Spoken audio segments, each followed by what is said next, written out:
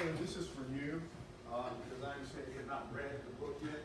So somebody in your esteemed position in the company probably needs to read that. And got a little autograph for you too. How's everybody doing this morning? It's 9 in the morning Saturday, man. Everybody awake? JR did that. That's not for me. That's like a $3,500 watch. You know, $5,000. Actually, 35 was back in my time when I used to give them out. A little higher than that now, but that's awesome. It is good to be here today. I always get introduced with that kind of thing right there. You know, it's unusual that a guy like me comes and speaks with you on a Saturday morning, and I've always wondered why that's unusual. Because to me, there's nowhere else I'd rather be today. Because what I'm going to share with you this morning, hopefully, whether you stick around with us and grow with us, which is very real. I mean, there are opportunities happening all the time. There are jobs that are being created in this company that I hadn't thought of 6 months ago. Whether you do that or whether you leave and go to your real job someday or have a family, what I'm going to share with you today is something that you can carry on the rest of your life. Okay? Because I'm not a preacher, I'm not a teacher, you know, I ain't your mom, ain't your daddy. I mean, I'm just a guy that started with $500 26 years ago. We're right at the 26-year anniversary right now. What's today? March the what? 4th? I think it was the 6th that I started. Yeah, so we're literally right at the 26-year anniversary. And started with $500 in my pocket. Some of you have heard this story. You're going to hear it again, okay? Because I think it's important that I tell this story, not because I want you to say, wow, man, that guy's wonderful, because that doesn't enthuse me. That doesn't do anything. It's just from where we started to where we are today, and there's a couple of key points that happened along the way that I think you can carry on. So I started 26 years ago. I'd been fired from a job. Had an 18-month-old son named Andy at the time. Andy's now 27, works in the corporate office, does PR, and by the way, too, he will probably eventually take over for me someday, but he spent yesterday in Tarboro getting his butt kicked on the grill, and he's in Crabtree today getting it happen. So it's not like he's going to be some rich kid that's going to come in and just have everything handed to him. He's going to earn it too. But I did start with $500 in my pocket, opened up a store in Goldsboro, North Carolina. In a mall, we had exactly 1, 2, 3, 4 tables. Boom. That was my seating and 16 bar stools. My rent was $3,300 a month for those 16 bar stools and 4 tables. Worst rent deal I'd ever done in my life, okay? Let me speak to that for a second, because we got to know where we came from. So I got fired from a job, found this closed restaurant, called the landlord, said, hey, I want to rent. I got this idea. I want to do this Andy's thing. Man, we're going to have cheese steaks and cheeseburgers. It's going to be amazing, right? And our food is great, right? Okay? And the fresh burger, it hasn't changed in 26 years. That burger that you serve today is the same one I served 26 years ago. So I said, I found this space. I need a lease. And the guy said, man, I can't give you a lease. You don't have any financial clout. You don't. Yes, you just bought a home, but it's a small home. I need somebody to co-sign. So I went to my real father, who has passed away, who was in the real estate business. He said, Kenny, that's the worst lease I've ever heard of. No, I will not co-sign with you. Went to my stepdad and mom, who were starting to have a little success in life, because I grew up kind of poor, but they were starting to have some success. It's funny how that happened. Once we moved out, they started to have some success. All right, they said, no, can't do, can't help you. And finally, I went to my father-in-law, okay, who was an educator at the time, and I asked him, I said, will you co-sign with me? I gotta have another name on here. He said, yeah, I'll do it. And man, that was like one of the first times somebody really believed in me. I mean, other than athletically, I was a pretty good baseball player. That's what got me through college. Pretty good football player as well. And but that's what got me. That's the first time somebody said, I believe in your work ethic. I believe in you. And I found out later, so I was really moved by that. I found out later, I think he was really afraid we were going to move in with them because I didn't have a job. So he co-signed so I could go ahead and get cracking on this. So I opened up. I'll never forget it. It was a Saturday. Opened up in the mall on a Saturday. I had a total of 6 employees. Okay, 6 total employees. Open up on a Saturday, do $400 in sales. Some of y'all do that in 45 minutes now. I do that in my first day. Okay, this is where we came from now. We're sitting here in South Carolina now. We've got stores. We're getting ready to open in India, potentially Saudi Arabia this year. We're already in the United Arab Emirates.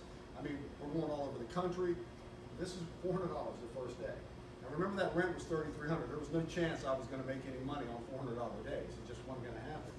So if you ever listen to a professional speaker, they're going to stand up in front of you and they're going to say, you want to be successful in life? Be passionate and work hard. Find something you're passionate about and then go work hard. You'll be a success. I'm here today to tell you that's not enough.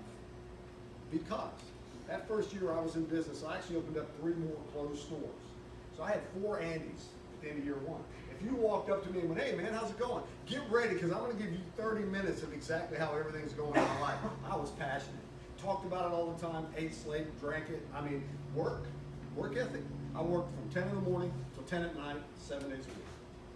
Well, actually the mall closed at 6 on Sundays, so occasionally in the summertime I saw daylight on Sunday. Otherwise, I went home at night, got in bed, cooks in there smelling like onions and peppers, right? Because we do. Doesn't matter how much you wash yourself, you're still going to smell of onions and peppers, right?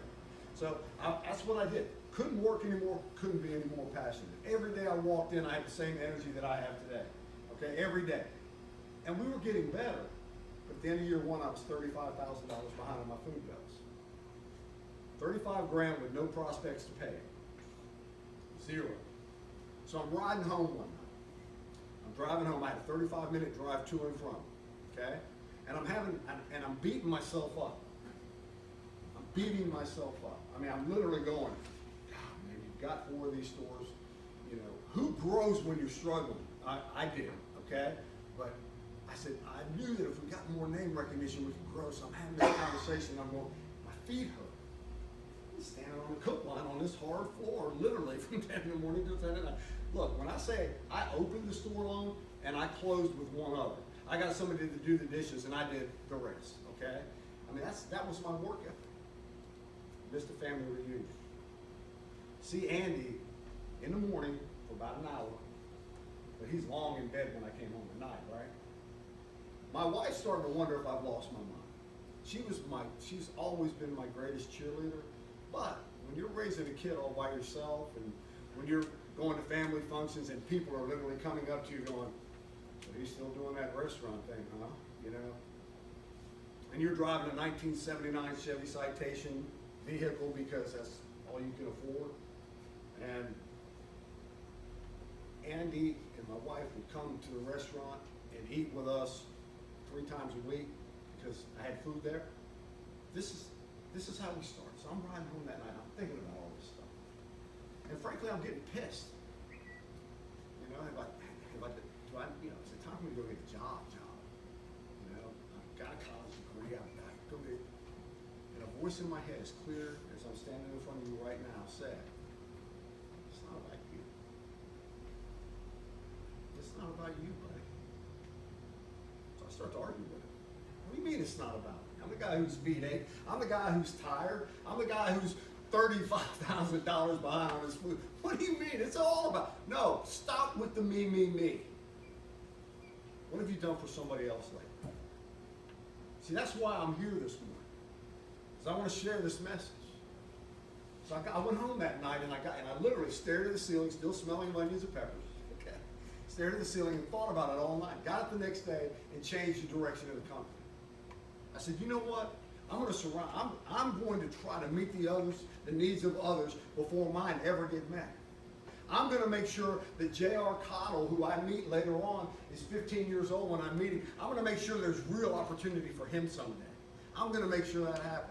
I didn't know J.R. then, but I had the vision of what a J.R. was like. I'm going to make sure that it didn't matter where you came from, what side of the tracks you came from, how high you jumped, how fast you ran. None of that made a happy rat's ass. I was going to make people successful. Okay? That became my focus. That became my passion. Then the people that worked with me on my store all the time, that exuded to them. I was like, we're going to have opportunity for here. You're going to grow here, but also we're going to take care of everybody. We're going to extend ourselves for everybody that walks in that door, regardless of what it means to us. What about that guy, Kenney, that acts like a total prick? Okay, what about that guy? What about him? Love him anyway. That's what that love your neighbor means that you all walk around with every single day. That love your neighbor, that was the key to what I did. My immediate neighbors are y'all. Y'all are my family. Those folks that come in the door, no offense, Miss Vicki, those are my cousins. Y'all are first, though. I'm going to love them first. But love in the verb sense, which means I will extend myself for you. Not in the erotic sense. That's sexual harassment. That'll get you in trouble. But in the verb sense. Extend regardless of how it feels. And here's the crazy thing. Remember what I said? I couldn't work any harder. Couldn't be any more passionate. 2 years I worked open to close. 2 years. But within 6 months after year 1, after having that internal conversation and realizing it wasn't about me, within 6 months, that that $35,000 bills were gone, and I was going in the other direction. And I'm proud to say that we've made over 50 former minimum wage employees owners of their own stores. I'm very proud of that. Now, are they accountable? Absolutely. They have to run great stores? You bet. But I recently sold one to a single mom whose son has some issues. Okay? Y'all know how awesome that is? When I invite you all to the rally, it's not because, think about that for a second. Think about where you're sitting right now. They will close this restaurant. What business closes? Put you on a bus, take you to Durham, and we're going to celebrate you. Not me. It's not about me. So what's your role in this? Your role is to care. Your role is to care. Your role is to understand that the world doesn't revolve around you. And I understand some of you are 16, 17, 18 years old in here, and I was once, believe it or not, without all this, what I like to call blonde hair now. I was that, and I understand at that age that the world does revolve around you. I get that, all right? But get outside yourself. I didn't learn this till I was 30. And what it means is, yes, you help her mother out the door. You hold the door. And if it's raining, grab an umbrella and walk them out, man. Because it's not about you. That's loving your neighbor. You turn on the TV or you go on the computer. All we see and we get inundated day in and day out is Democrats hate Republicans, Republicans hate Democrats, people hate, this group hates, that group hates, there's a racial divide. You hear all this crap. It ain't about that. It's about loving your neighbor. It feels good. Everybody that comes through that door has a story. Everybody that comes through there has a backstory. They got something going on in their lives just like y'all got stuff going on in your life. But when you come in here, man, it's the happy place. So what you have to do, here's how you condition yourself. When you pull in that parking lot and you get ready to come in, you lock all your crap in that car because it ain't about you when you come in here. And here's the funny thing that will start to happen. Your problems will start to go away. Or they won't be so big. It's not that big a deal. You know, we worry about things sometimes like, oh my goodness, the Wi-Fi is out. There are people that ain't eating today. We're worried about the Wi-Fi. Think about it. Some of y'all go, yeah, sometimes I don't like that, man. I like that Wi-Fi now. But there are people in this world right now that don't have something to eat today. So it's not about us. I want you to care. I want you to commit to this philosophy. Y'all know the word care. I see it posted in the back. Commit to this philosophy. The big difference between people that win in life and people that lose in life is their commitment. But I want you to not commit to being some major success or doing anything. I want you to commit to this philosophy of loving your neighbor and see what comes back to you. I want you to be alert and aware at all times. Alert and aware. If you see her mom, she's struggling to get her mom out of here, that's what I'm talking about. That's part of loving your neighbor. You got to care enough to go help her. Not for a tip, not for a pat on the back, but because it's the right thing to do, right?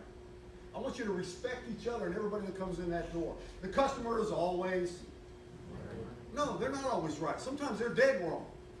So I don't believe in that philosophy either. But you know what? We're going to love them anyway. I'm going to make Mr. Sunshine smile anyway. I'm going to make him smile before he gets out of here. We're going to be the place that he's going to grouchily walk into and walk out smiling because he knows when he gets up in the morning, I can go there and smile. This is how you change the world. Yeah, we cook hot dogs and hamburgers. That's what people think. I got analysts that look at all my numbers, you know. Okay, well, yes, we started at 500, now we'll do $80 million in sales this year. We've got X amount of, all that's garbage. I could care less. My controller, my CFO, Chief Financial Officer, I frustrate her to death. Because do I have money in the bank? Yes, then we're good. Let's keep going. I don't dwell on them. I dwell on people. I'm getting near the end. I'm 54 years old, and the men in my family all die by 65. Okay? My window's short to change the world. Y'all can do it too. How can I do it? I'm 16 years old. Hold the door for somebody when you're out. Think about others and don't think about yourself. That's how you do it. And if you get enough people, and maybe, you know what? Maybe they'll go, that was nice. Maybe they'll think about it and they'll do it for somebody. Talk to people with respect. That's what the R and care is all about. Respect each other, man. In the store, please, thank you, yes sir, yes ma'am. Those are good things. It's respect. And they exceed expectations of the guests, but exceed your own expectations too. This is what we do.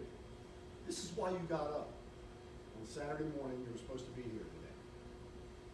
Okay? This is why.